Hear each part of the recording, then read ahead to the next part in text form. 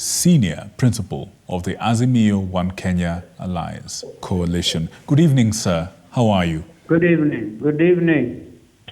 How are you doing, sir, on such an evening? It's difficult to know how I'm doing at the moment. In shock, very deep shock, devastated as a country because of the news about the demise of General Ogola and his friends. Yes, indeed, sir. Yes, indeed, sir. Could you tell me exactly how you received this news and what import it had on you? With consternation, disbelief that this can happen since the attainment of independence as a country. We never lost the commander-in-chief, if you like. Of course, the commander-in-chief is the head of state normally, but the chief of defense forces, to hear that he's been killed in the front line is shocking. It is really very shocking, and that's why, as far as I'm concerned, we need urgent answers on what exactly happened. I've seen the statement from State House, but we're just basically saying they're going to I don't know, go on the ground and do what, but Kenyans are expecting expeditiously answers on what exactly may have happened so that you can have end up with a fallen chief of defense forces. Right, right. Did you have an opportunity to interact with General Ogola, and what was your impression of the man? Well, General Ogola, I think a lot of us at our level will have interacted with him. Of course, when he was head of I think the Air Force, because that is his line of training. A gentleman in uniform. That's the way I can describe him. And very, very professional. Dealing with somebody who's perhaps one of the finest military generals. And in my mind, I am also clear that, because Kenyans can remember exactly what happened after the 2022 elections, that the general who was a member of the national security team was dispatched to, along with his colleagues, to bombers of Kenya, normal thing, which brought a lot of negative criticism.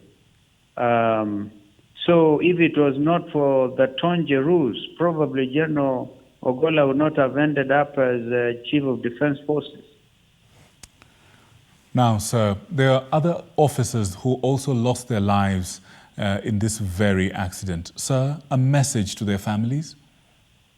Our heart, my heart and the hearts of all Kenyans are clearly with the families of the affected soldiers and servicemen. It is a tragedy of unknown proportion. I remember one time when we had the Marsabit crash, when we lost people like the late Dr. Godana and others. I was able to get onto the scene that time because I was minister responsible. I think I was in charge of education when we lost the PC Chelanga at that time and people like Maruvi Kariuki. But this is devastating. It's devastating.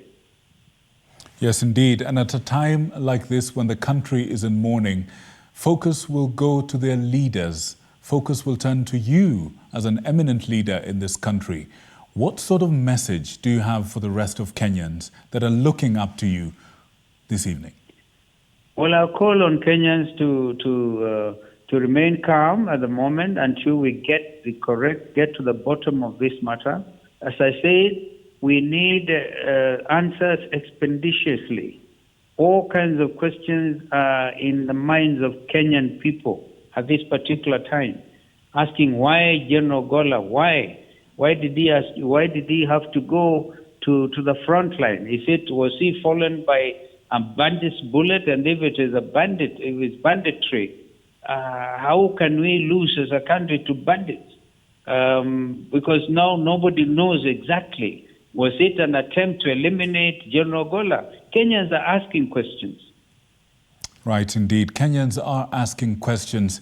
And once again, sir, thank you so much for joining us this evening. Just before I let you go, I wish to ask you, what should we expect from you and the Azimio One Kenya Alliance Coalition in the coming days? We will be meeting tomorrow as Azimio leaders, and then I think we'll have to issue a statement as Azimio. Right now, these are just initial reactions. Right. Mourning our departed professional soldiers, and our hearts really going out to their families. It must be devastating. In fact, I remember I took off from Wilson Airport to go this morning to Kabarak for the funeral service of the late June Moi, and I remember as we were taxiing, that particular aircraft was also leaving Wilson. So it is very vivid in my mind, and quite frankly, one of the things that I can ask, for example, I would like to know why did the general not leave out of his Lee air base? Because that's an operation base. But if you're using a civilian terminal to go on a mission like that, all kinds of questions, my friend, are being asked. Right. Thank you so much, sir. Thank you for your message, and Kenyans have heard you. Thank you, and condolences. Our deepest condolences. Indeed. Thank you, sir. Thank you. Good people of Kenya, that was the voice of the Honorable Stephen Kalonzo Musyoka coming to you live tonight from the home of Untold Stories.